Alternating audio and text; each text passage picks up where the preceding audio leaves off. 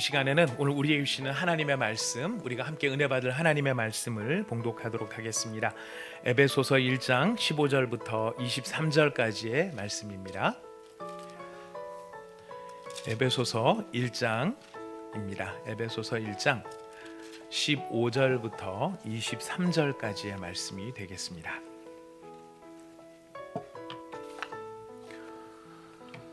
다 찾으셨으면은 저와 여러분이 한 절씩 오늘 본문 말씀을 함께 읽도록 하겠습니다. 우리가 함께 읽는 이 말씀은 지금도 살아계시는 하나님의 말씀입니다. 제가 15절을 먼저 읽습니다. 이로 말미암아 주 예수 안에서 너희 믿음과 모든 성도를 향한 사랑을 나도 듣고 내가 기도할 때에 기억하며 너희로 말미암아 감사하기를 그치지 아니하고 우리 주 예수 그리스도의 하나님 영광의 아버지께서 지혜와 계시의 영을 너희에게 주사 하나님을 알게 하시고 너희 마음의 눈을 밝히사 그의 부르심의 소망이 무엇이며 성도 안에서 그 기업의 영광의 풍성함이 무엇이며 그의 힘의 위력으로 역사하심을 따라 믿는 우리에게 베푸신 능력의 지극히 크심이 어떠한 것을 너희로 알게 하시기를 구하노라. 그의 능력이 그리스도 안에서 역사하사 죽은 자들 가운데서 다시 살리시고 하늘에서 자기의 오른편에 앉히사 모든 통치와 권세와 능력과 주권과 이 세상뿐 아니라 오는 세상에 일컫는 모든 이름 위에 뛰어나게 하시고 또 만물을 그의 발 아래에 복종하게 하시고 그를 만물 위에 교회의 머리로 삼으셨느니라. 함께 읽겠습니다. 교회는 그의 몸이니 만물 안에서 만물을 충만하게 하시는 이의 충만함이니라. 아멘. 사랑하는 믿음의 형제자매 여러분, 오늘 이렇게 주님의 은혜 안에서 저희가 함께 예배의 자리에서 만나게 되는 것이 하나님의 큰 복임을 고백합니다. 우리가 이런 귀한 복 주신 하나님 앞에 서로에게 하나님께서 이런 복을 주시기를 원합니다. 같이 축복했으면 좋겠는데요. 하나님께서 우리 사랑하는 성도님에게 은혜 베푸시고 지켜주시고, 틀렸죠? 어떻게 해야 되죠? 하나님께서 지키시고 은혜 베푸시고 평강 주시기를 원합니다. 네, 여러분이 잘 기억하나 못하나 보려고 그런 거예요. 이상한 변명을 제가 하고 있습니다. 서로 함께 축복하도록 하겠습니다. 하나님께서 우리 사랑하는 성도님을 지키시고 은혜 베푸시고 평강 주시기를 원합니다. 평강 주시기를 원합니다. 평강 주시기를 원합니다. 감사합니다. 여러분, 이번 한 주간 사시는 동안에 하나님 앞에 여러 가지 감사할 일들이 많이 있으셨을 것이라 생각합니다. 여러분 머릿속에 지금 하나님 앞에 예배의 자리로 나와서 하나님 감사합니다 이렇게 고백하신다면 이번 한 주간의 삶 속에 여러분들께 주신 감사의 제목들 어떤 것이 있는지 여러분 떠올리는 것이 있으십니까? 한번 잠시 떠올려 보시기 바랍니다. 지금 하나님 앞에 감사의 자리로 나왔는데 하나님이 내게 어떤 은혜를 베푸셨는지, 그래서 우리 하나님께 어떻게 내가 감사의 고백을 할 수 있는지, 여러분 그 기도의 제목들이, 감사의 제목들이 있으리라고 생각합니다. 금방 떠오르는 게 있으시다면 참 감사하고요. 금방 떠오르지 않는 것, 이번 기회를 생각해서 한번 떠올려 보시는 것 꼭 필요한 일이라고 생각합니다. 근데 여러분 우리가 감사한다 그러면은 보통 한 번 딱 생각났을 때 참 너무 감사했어. 그렇게 하나님 감사합니다. 이번 주 이렇게 은혜 주시고 이렇게 지켜주셔서 감사합니다. 이렇게 감사하고 지나갈 수 있는 것도 굉장히 귀한 일이라고 생각이 되는데요. 여러분 그렇게 한 번만 감사하는 감사가 아니라 자꾸만 감사하고 또 감사하고 그걸 생각날 때마다 그걸 생각하면서 이것 때문에 또 감사하고 또 감사한 그런 감사의 기도의 제목, 감사의 제목이 여러분에게 있으십니까? 네, 있으시리라고 생각합니다. 또 그런 감사의 제목이 많으셨으면 좋겠습니다. 오늘 우리가 읽은 본문 말씀에는 사도 바울이 바로 이런 감사로 하나님 앞에 나가고 있는 것을 우리가 보게 됩니다. 여러분들 16절 말씀에 보면은 내가 기도할 때에 기억하며 너희로 말미암아 감사하기를 그치지 아니한다라고 이야기합니다. 감사하기를 그치지 아니한다, 이 말은 하나님 감사합니다 한 번 감사하고 지나가는 게 아니라 자꾸만 감사하고 또 감사하고 또 감사하고 이것이 감사하기를 그치지 않는 것이다 라고 하는 표현 속에 담겨 있는 것입니다. 지난 주일날 예배를 다 마치고 났는데 우리 교회 성도님 한 분이 저한테 문자를 남겨놓으셨더라고요. 목사님 통화 가능하실 때 좀 연락 좀 부탁드립니다. 그래서 전화를 드렸더니 자기 사랑하는 친구가 지금 어머님이 돌아가셔서 미국에서 아침에 새벽에 비행기로 도착을 했는데 그 이제 검사를 다 받아서 이제 음성이라서 장례가 났을 경우에는 이렇게 자가격리 기간을 갖지 않고 바로 들어오게 되거든요. 근데 이제 그렇게 해서 들어와서 어머니 이제 장례를 치르려고 하는데 어머님께서 이 다른 교회를 다니시는 분이신데 어떻게 무슨 사정이 어떻게 있는지는 모르겠지만 이 그 교회에서 장례를 치르기가 어려운 형편입니다. 그래서 어떻게 하면 좋을지 목사님 어떻게 하면 좋을까요? 라고 이제 전화를 주셨더라고요. 어떻게 하면 좋겠습니까? 어떻게 하면 좋기는 뭐가 좋겠습니까? 제가 가겠습니다 해서 저녁 때 6시에 가서 입관 예배를 드리고 그 다음날 아침에 발인하고 벽제에 가서 이제 하관 예배까지 잘 드렸습니다. 그 돌아가신 어머님께서 어떤 교회 집사님으로 참 오랫동안 신실하게 믿음의 생활을 잘 하셨는데 하여튼 뭐 우리가 모르는 무슨 사정이 있는지 모르겠습니다. 하여튼 이런저런 사정 끝에 그런 상황이 되셨는데요. 제가 하나님 앞에 감사하고 또 감사했던 거는 두 가지였습니다. 갔더니 벽제에 갔더니 그 기다리는 동안에 뭐 이렇게 굉장히 큰 애곡하는 소리가 들리는 거예요. 아주 막 그 통절하게 부르짖고 울부짖는 여자들의 목소리가 들려서 저게 무슨 사정이 있나 싶은데 가볼 수는 없지 않습니까? 근데 또 공교롭게 이제 그분들이 이제 위 대기하러 올라가시는데 사진을 하나를 들고 영정 사진을 들고 올라가는데 젊은 남자분이더라고요. 젊은 남자분이 이렇게 그러니 그 가족들이 그렇게 애절하게 부르짖고 울부짖을 수밖에 없구나. 이런 상황들을 보면서 이게 참 생명은 주께 속한 것. 주일날 선포케 하셨던 말씀처럼 우리를 소생시키시고 소망 있게 하실 분은 하나님을 믿는 믿음 안에 있다는 것이 얼마나 감사한가. 이런 생각이 들었습니다. 그래서 그 모든 과정을 거치면서 하나님이 이렇게 뭐를 깨달으라고 하시는 걸까 했었을 때 바로 그런 감사가 하나 있었고, 두 번째는 무슨 사정과 어떤 형편이 있었는지는 모르지만 한 성도가 하나님 앞에 돌아가는 그 일 가운데에 하나님께서 결코 그 성도의 수고를 외면하지 아니하시고 헛되지 아니하시고 얼굴 한 번 본 적도 없는 목사지만 가서 하나님 앞에 예배드릴 수 있다라는 것이 이것도 얼마나 큰 은혜인가, 이런 생각들을 해보게 되었습니다.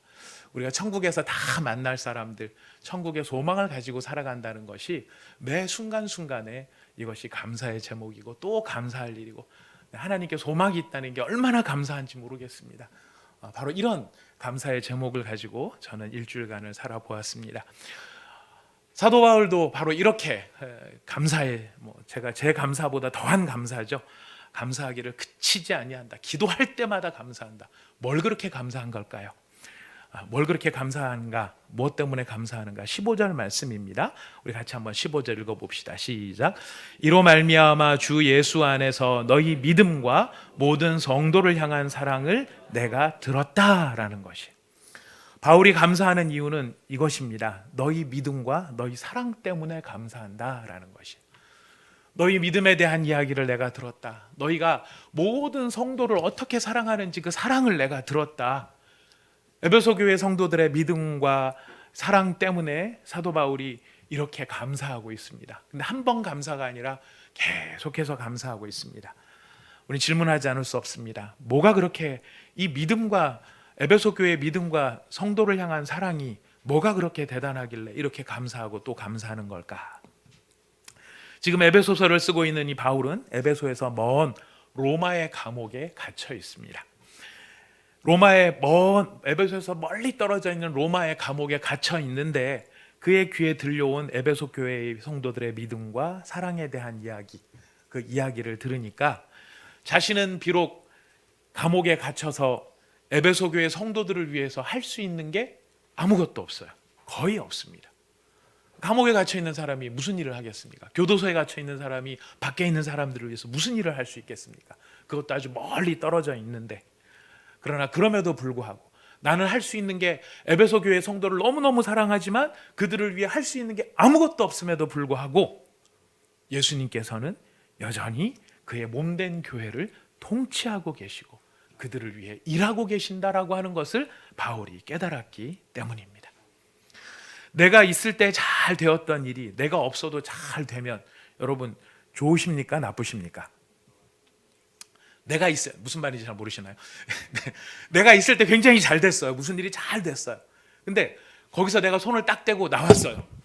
딱 떼고 나왔더니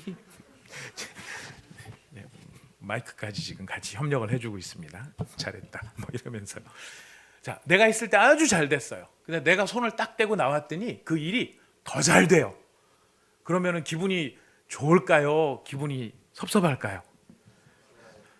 예. 솔직한 우리의 심정은 단순하지는 않은 것 같습니다. 정말 단순하지 않은 것 같습니다. 잘 된다는 것이 얼마나 사실 기뻐요. 참 기쁜 일인데 나 없어도 더 잘 된다고 하니까 사실 그게 기쁘면서도 한편에는 약간 서운할 수 있기도 하지 않나 이런 생각도 듭니다. 자, 그런데 바울은 지금 이런 상황에 내가 그곳에 없지만 내가 비록 거기서 에베소 교인들을 지금 뭐 설교를 해주고 그들을 위해서 신방을 해주고 그들에게 상담을 해주고 그들을 위해서 내가 막 여러 가지 애를 쓰고 노력을 해주고 이러는 것들이 하나도 없지만 그럼에도 불구하고 그들의 믿음이 성장하고 그들의 믿음이 나타나고 그들의 사랑이 풍성해지는 이 모든 것을 보았었을 때에 지금 교회를 향한 또 하나님의 나라를 향한 바울의 자세와 태도를 우리가 여기서 읽어볼 수 있는 것이죠. 내가 해서 잘 되고 내가 없으면 안 되는 일이라면 그 일이 누구 일이겠습니까? 그 일이 내 일일 가능성이 상당히 높아지죠. 예. 내가 해서 잘 되고 내가 없으면 안 되고 그러면 그게 내 일일 가능성이 높지만 내가 없음에도 잘 된다 그러면 그 일은 누구 일이겠습니까? 지금 바울 입장에서 놓고 보면은 내가 없어도 잘 되는 그 일이 바로 예수님의 일이기 때문에 자, 그렇다면 바울이 지금 감사할 수 있는 제목은 무엇입니까? 예수님께서 내가 있을 때나 없을 때나 그 일은 예수님이 하시는 일인데 그때 그렇게 예수님과 함께 내가 일할 수 있었고 예수님께 쓰임받을 수 있었다라고 하는 것 그것이 얼마나 영광스러운 일인가라고 하는 것이 그렇기 때문에 바울은 감사하며 기도하는 것입니다. 하나님께 감사하고 예수님께 기도하는 것입니다. 예수 그리스도의 이 에베소 교회가 진정한 예수님의 교회구나. 진짜 예수님의 교회구나.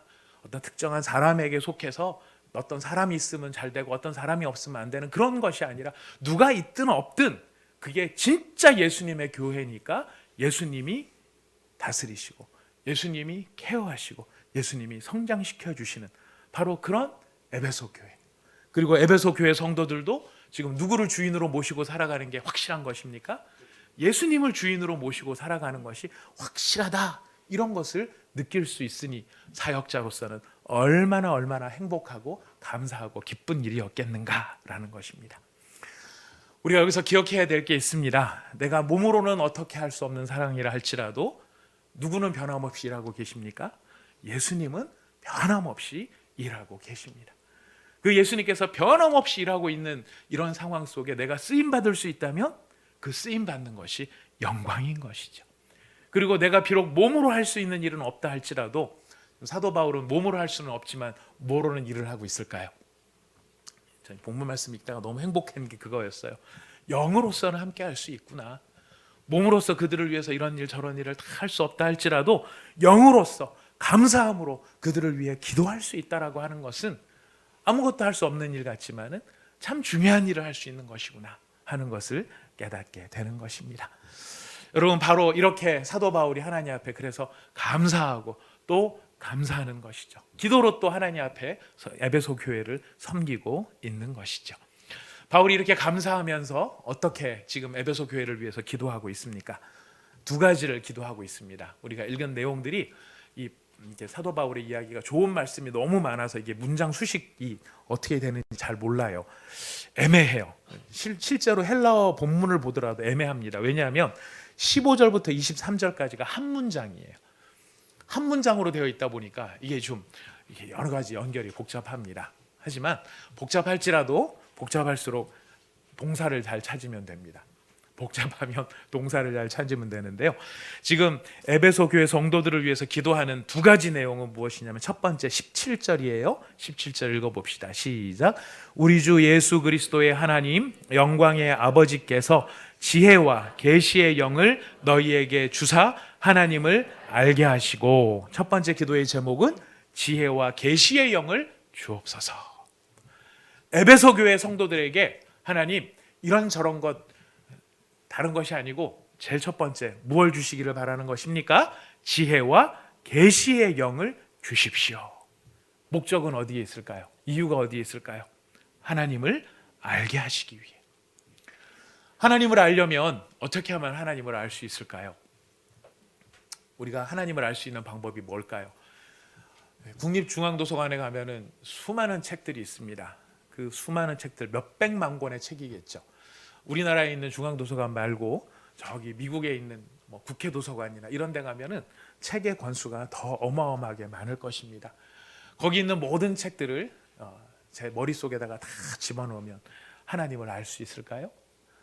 그것을 아무리 읽고 아무리 많은 지식과 정보가 있다 할지라도 그것으로 하나님을 알 수 있는 것은 아니죠. 하나님을 알 수 있는 방법은 하나밖에 없습니다. 바울이 그래서 기도합니다. 지혜와 계시의 영이 우리 가운데 임하여야만. 하나님을 알려면, 하나님을 깨달으려면, 하나님의 임재하심과 그의 일하심, 지금 현재도 일하고 계시는 그의 일하심을 깨달으려면 누가 알게 해주셔야 되느냐? 지혜와 계시의 영이 알게 해주셔야 한다라는 것입니다. 그런데 참 재미있는 것은 이 에베소 교인들이 지금 어떤 자리에 있느냐면 믿음이 충만하고 사랑이 풍성해서 바울이 감사하지 않을 수 없을 만큼 정말 훌륭하게 영적으로 잘 자라나고 있는데, 그 잘 자라나고 있는 사람한테 뭘 위해서 기도하고 있습니까? 하나님을 알게 해달라고 기도하고 있다는 것이. 하나님을 알게 해달라. 어떤 의미가 있을까요?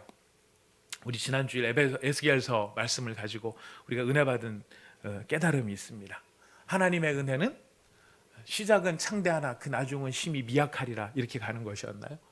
아니었죠. 성전 문지방에서 흘러나온 그 작은 물줄기의 흐름이 저 밑에 내려가면 어떤 물줄기가 됩니까?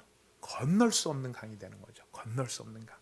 우리에게 주신 하나님의 약속의 말씀은 하나님의 은혜는 가면 갈수록 더욱 깊어지고 더욱 넓어지고 더욱 풍성해지는 은혜인 거예요.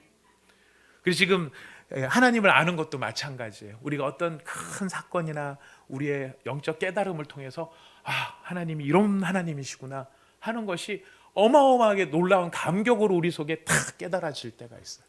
그런데 여러분, 그렇게 깨달은 하나님에 대한 깨달음이 어느 정도의 분량일까요? 내 개인으로서는 어마어마한 체험을 한 거예요. 우리 하나님이 이런 하나님이시구나. 엄청나게 큰 우리가 체험과 깨달음을 가졌지만 사실 하나님의 하나님 되심을 우리가 생각한다면 그 깨달음은 태평양에서 물 한 컵을 떠올린 것 같은 그 정도의 분량도 안 된다라는 것이죠. 우리가 우주의 크기를 측량할 수 없음을 우리는 잘 알고 있습니다. 학자들이 뭐 이런저런 얘기를 하는데요. 다 썰이에요. 이론이에요. 이론. 그럴 것이다 라는 이론이에요. 그것도 지금까지 있는 데이터를 근거로 해서 지금까지 측정된 데이터를 가지고 말하는 것 뿐이에요. 지금까지 측정 안 된 데이터들은 어떻게 하겠습니까? 그건 모르는 영역에 있는 거죠. 그러니까 우주의 크기가 얼마나 되느냐, 측량 불가. 사실은 참 어려운 이야기입니다. 자, 우주의 크기를 측량할 수 없는데 그 우주를 만드신 하나님을 측량한다? 참 어려운 이야기가 될 수 있습니다. 그런데 이렇게 크신 하나님을 지금 이 에베소 교회 성도들이 큰 은혜의 체험을 하고 믿음과 사랑이 소문날 정도로 그들이 하나님에 대해서 많이 알았지만 그것이 전부가 아니라 그들이 깨달은 은혜를 뛰어넘는, 그것과는 비교할 수 없는, 지금까지 받았던 은혜와는 비교할 수 없는 하나님의 은혜가 그들을 기다리고 있는 것이고 또 그것을 소망하고 사모할 필요가 있다. 지금 사도 바울은 그 이야기를 하고 있는 것입니다. 여러분들은 하나님을 얼마나 알고 계십니까? 하나님을 얼마나 체험하고 계셨습니까? 갑자기 눈을 안 맞추시다 고개를 숙이시는 것은 물어볼까 봐 그러시는 걸까요? 우리가 알고 있는 하나님, 우리가 깨달은 하나님, 사실 적지 않은, 우리가 참 많은 은혜를 받고 놀라운 경험을 했습니다. 그러나 여러분 기대하십시오. 그것과 비교할 수 없는 크신 은혜와 크신 하나님이신 것을 우리로 깨닫게 해 주실 것입니다. 우리는 또 장차 그것을 알게 될 것입니다. 그래서 우리의 기도의 제목도 여기에 있는 거예요. 하나님, 지혜와 계시의 영을 부어주십시오. 저에게 지혜와 계시의 영을 부어주십시오. 두 번째 바울이 기도하고 있는 것은 18절입니다. 18절 읽어보겠습니다. 18절 말씀 시작. 너희의 마음의 눈을 밝히사 그의 부르심의 소망이 무엇이며 성도 안에서 그 기업의 영광의 풍성함이 무엇이며 그의 힘의 위력으로 역사하심을 따라 믿는 우리에게 베푸신 능력의 지극히 크심이 어떠한 것을 너희로 알게 하시기를 구하노라. 뭘 구하는지 하여튼 굉장히 좋은 걸 구했어요. 핵심은 18절 앞에 있는 것입니다. 너희의 마음의 눈을 밝혀주시기를 구한다. 마음의 눈을 밝혀주시기를. 자, 지혜와 계시의 영이 오셔. 지혜와 계시의 영은 성령입니다. 하나님의 영입니다. 하나님의 영이 오셔야 우리가 하나님에 대해서 압니다. 하나님에 대해서는 그렇게 깨닫지만 하나님을 아는 것뿐만 아니라 또 무엇이 필요하느냐 하면은 우리의 마음의 눈이 밝혀져서, 지금 바울은 몇 가지를 이야기하는, 첫 번째, 하나님이 부르신 소망이 있어요. 하나님이 우리를 부르신, 그냥 불러놓으신 걸로 끝나는 게 아니라 우리를 부르신 목적이 있는데 그 목적이 무엇인가를 알 수 있도록 하나님의 부르신 소망을 알게 하기 위해서. 두 번째, 하나님의 백성이 갖는 성도의 영광이 어떠한지를 알기 위해서. 무슨 말이냐, 우리가 하나님 앞에 성도가 됐는데 우리를 하나님이 얼마나 가치 있는 존재로 여기고 계시는지를 깨달아 알게 하기 위해서 마음의 눈을 밝혀달라 기도를 하고 있는 것이. 여러분들은 하나님 앞에 얼마나 가치 있는 존재인 것 같습니까? 어마어마한 가치가 있는 존재일 것 같아요. 하나님께서 얼마나 우리를 가치 있는 존재로 여기시는가. 여러분, 요한복음 17장 24절, 여기는 좀 요한복음은 펴놓으시면 됩니다. 좀 이따 한번 더 읽을 거니까요. 요한복음 17장 24절 말씀, 요한복음 17장 24절 말씀입니다. 요한복음 17장 24절 읽어보겠습니다. 요한복음 17장 24절 시작. 아버지여, 내게 주신 자도 나 있는 곳에 나와 함께 있어 아버지께서 창세전부터 나를 사랑하심으로 내게 주신 나의 영광을 그들로 보게 하시기를 원하옵나이다. 지금 예수님 기도인데 이 기도의 내용이 무슨 뜻이겠습니까? 지금 제자들이 예수님을 보고 있어요. 근데 지금 제자들이 보는 예수님의 모습은 어떤 모습일까요? 갈릴리 나사렛 출신의 목수를 보고 있는 거죠. 목수가 옷 잘 입으면 얼마나 잘 입었을까요? 목수가 그가 가지고 있는 외양이 좋았다면 얼마나 좋았을까요? 예수님이 가지고 계시는 겉모습의 외양은 사실 별로 볼 게 없는 초라한 모습일 수밖에 없습니다. 자, 그런데 지금 예수님 무슨 말 하시는 겁니까? 그게 전부가 아니다라는 거죠. 그게 전부가 아니다. 예수님께서 가지신 영광은 너희가 지금 보고 있는 그게 전부가 아니다.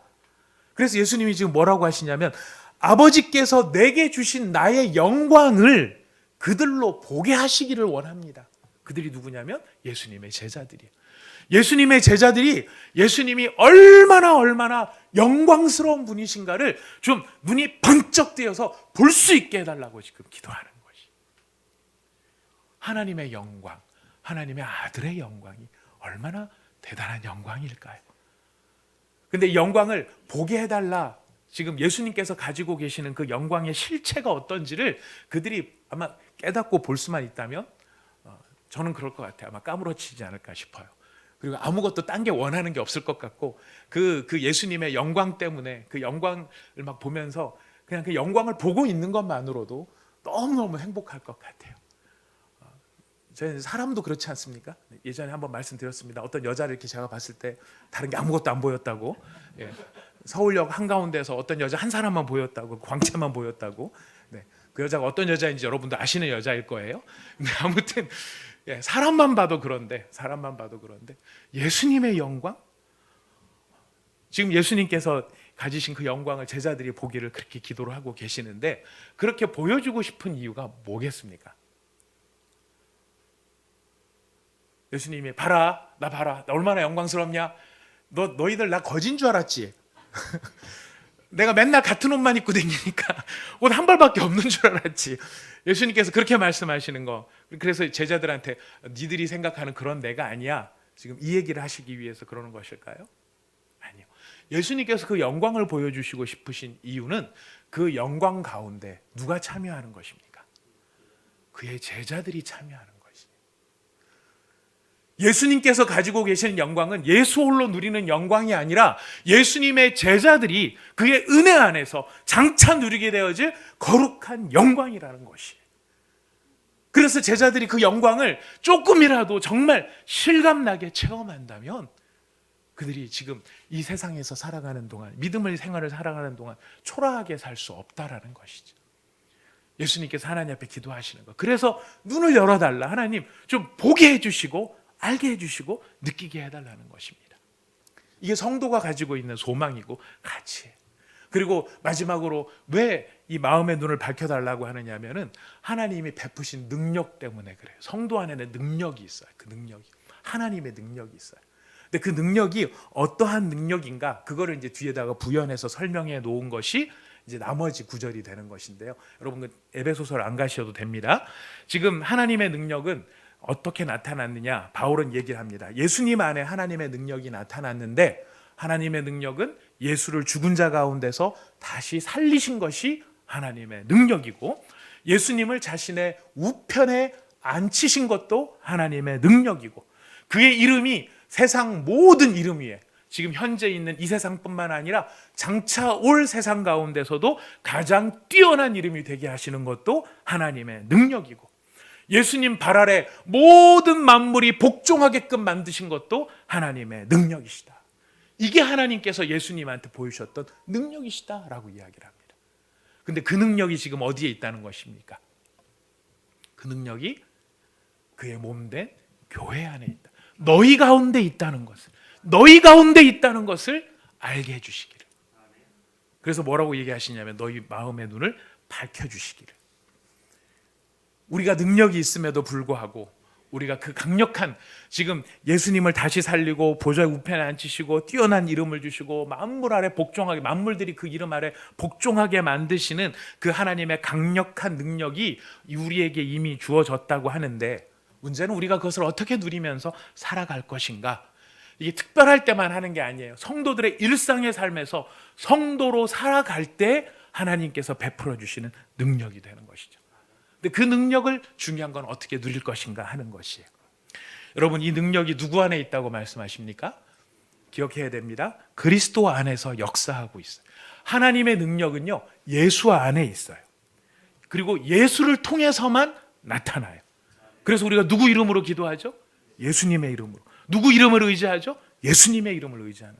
내 공로나 나의 윤리적인 깨끗함, 세상에서의 공적과 공로 이것을 의지해서 하나님의 능력을 누리는 게 아니라 우리가 누리는 하나님의 능력은 전부 누구 안에서만 누릴 수 있느냐면 예수 안에서만 누릴 수 있는 거예요. 그래서 우리가 예수를 떠나면 아무 능력을 경험할 수 없어요. 자, 하나님의 능력은 누구 안에? 예수 안에. 그 예수님은 어디에 충만하시다고요? 그의 충만하시다라고 이야기. 인과관계를 보셔야 됩니다. 하나님의 능력은 예수 안에 있고 그 예수는 교회 안에 충만하다. 교회 안에 충만하다. 여러분 이 이야기를 여러분 요한복음 17장 지금 펴놓고 계시는데 21절부터 23절 여러분 펴놓고 있으니까 한번 읽어보시도록 하겠습니다. 요한복음 17장 21절에서 23절입니다. 시작.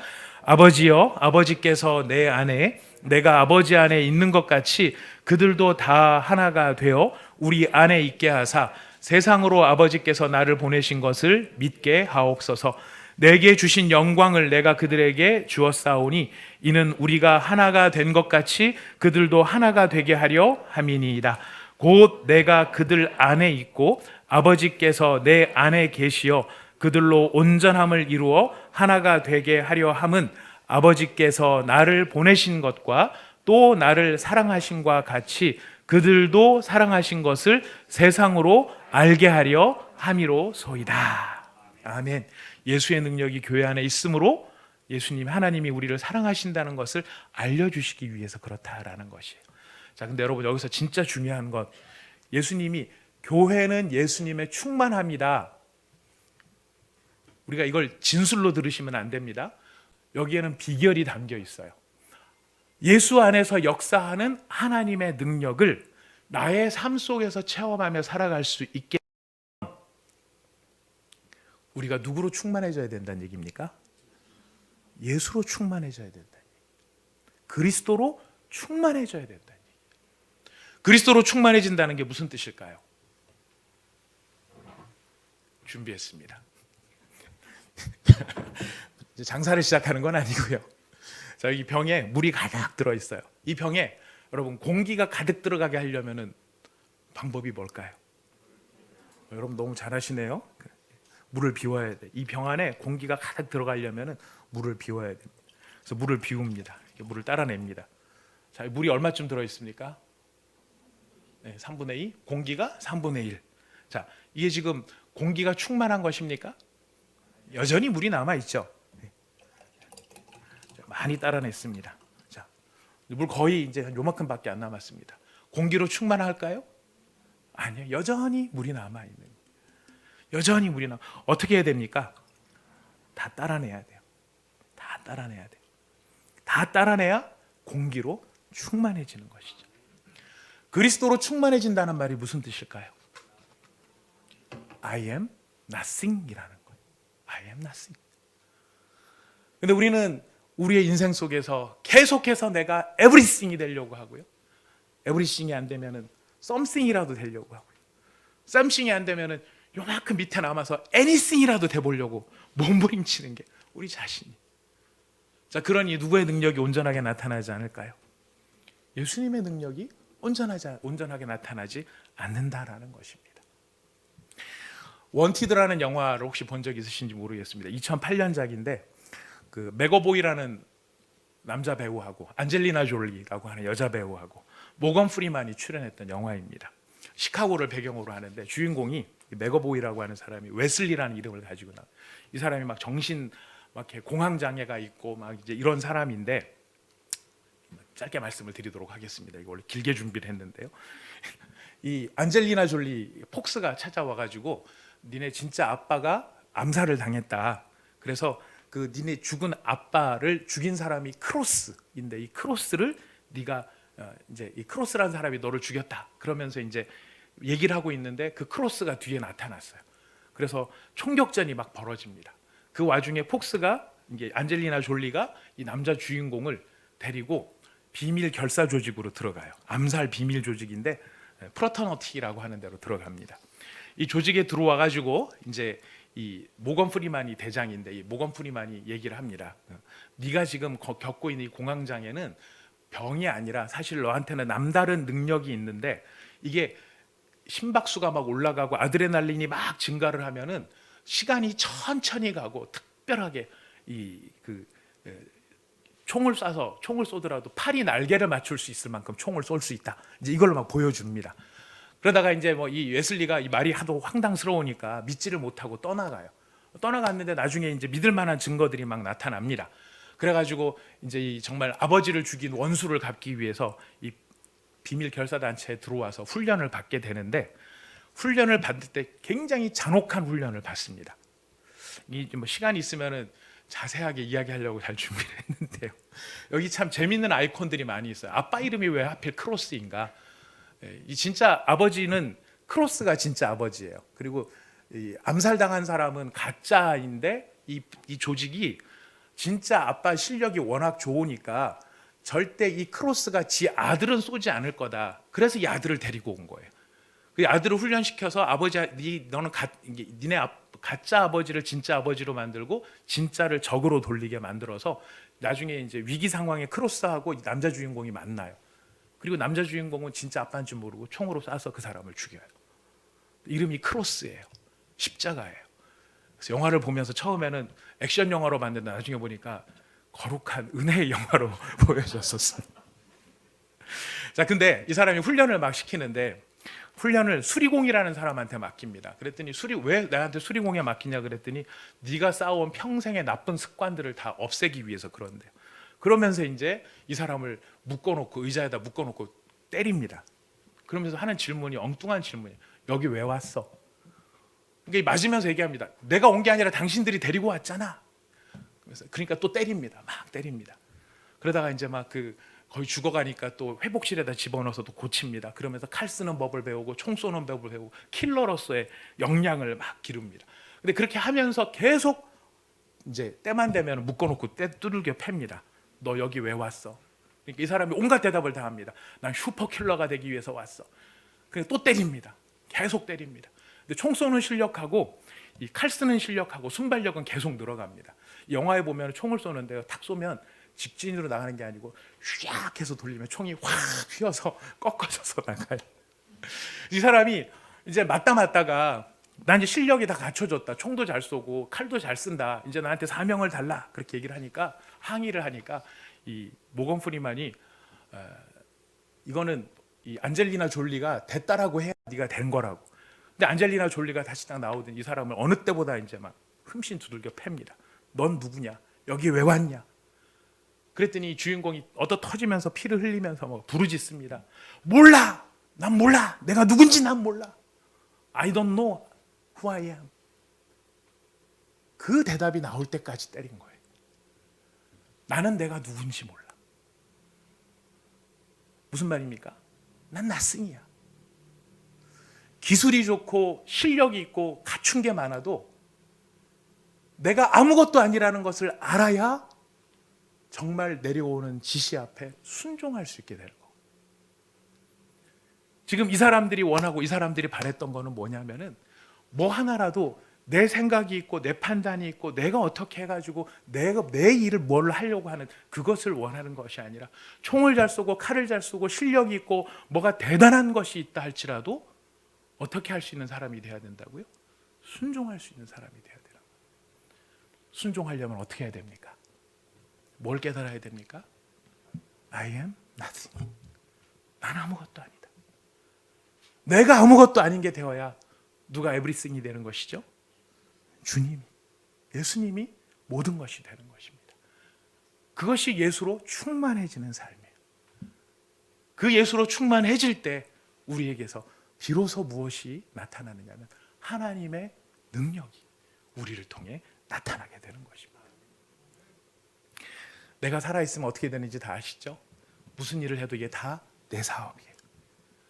무슨 일을 해도 내 일이에요. 느끼는 것도 내 감정이고 내가 얻으려는 것도 내 유익이고 내가 높이려는 것도 내 명예예요. 내가 지키고 싶은 최후의 보루는 내 자존심이. 그렇게 살아있으면 내가 하는 모든 일에 하나님은 어떤 분이 될까요? 주인이 되는 게 아니고 조력자로 남습니다. 내가 하고 싶은 일을 돕는 존재밖에 안 되는 거예요. 하나님은 우리가 우리의 조력자가 아니고 우리의 주인이십니다. 그래서 우리 가운데도 이런 분들이 계실 수 있어요. 뭐 여러 가지 갖추고 있는데 계속 하나님이 인생을 꼬이게 만들고 어렵게 느끼는 순간이 있을지 모르겠어요. 왜 꼬이고 왜 어려워질까요? 그 꼬임과 어려움을 통해 뭐를 자꾸 질문하게 되는 겁니까? 어떤 질문을 들어야 되는 걸까요? 너는 누구냐? 너는 누구냐? 여기 왜 왔냐?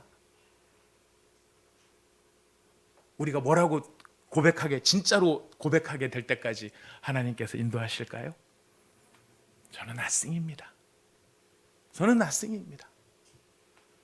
저는 nothing이고 주님이 everything입니다. 그러니 이 일이 누구 일이라는 걸 고백할 수 있습니까? 그때야 내가 살아가는 모든 인생이 내 일이 아니고 주님의 일이 될 수 있는 거예요. 그래야 우리가 자존심 꺾이는 것도 견딜 수 있고 우리의 마음에 아픔이 있는 것도 견뎌낼 수 있게 되는 것이죠. 그래서 이 사도 바울은 이 사실을 깨닫고 이렇게 고백합니다. 고린도후서 12장 9절부터 10절까지 우리 한번 마지막으로 말씀을 읽고 결론을 내도록 하겠습니다. 고린도후서 12장 9절부터 10절. 고린도후서 12장 9절부터 10절 말씀입니다. 우리 같이 한번 읽어봅시다. 고린도후서 12장 9절부터 10절 함께 읽습니다. 시작. 나에게 이르시기를 내 은혜가 내게 족하도다. 이는 내 능력이 약한 데서 온전하여짐이라 하신지라. 그러므로 도리어 크게 기뻐함으로 나의 여러 약한 것들에 대하여 자랑하리니 이는 그리스도의 능력이 내게 머물게 하려 함이라. 그러므로 내가 그리스도를 위하여 약한 것들과 능욕과 궁핍과 박해와 곤고를 기뻐하노니 이는 내가 약한 그때에 강함이라. 아멘. 그때 누가 충만하시기 때문입니까? 그리스도가. 말씀을 정리합니다. 에베소 교회 성도들의 믿음과 사랑을 보고 바울이 그렇게 감사할 수 있었던 이유는 다른 게 아닙니다. 믿음이 좋구나, 사랑이 좋구나가 결론이 아닙니다. 그들 안에 누가 충만하시다는 증거입니까?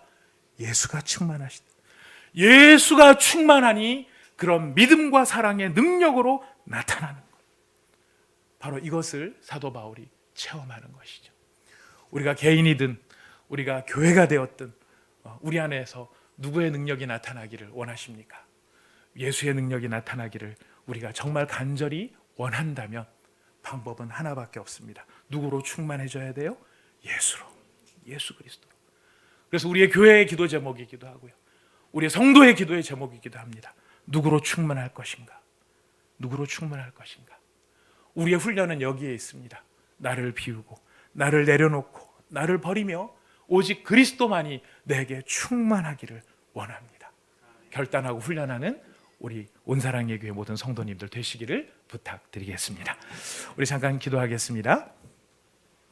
하나님 아버지 감사합니다. 오늘 저희들에게 이 약속의 말씀을 주셨습니다. 하나님, 이것은 비참한 일이 아닙니다. 연약한 일도 아닙니다. 내 자신을 내려놓는다는 것은 내가 가진 영광이 아니라 하나님 예수 그리스도의 영광에 우리를 부르셨다라는 것을 우리로 깨닫게 하여 주시옵소서.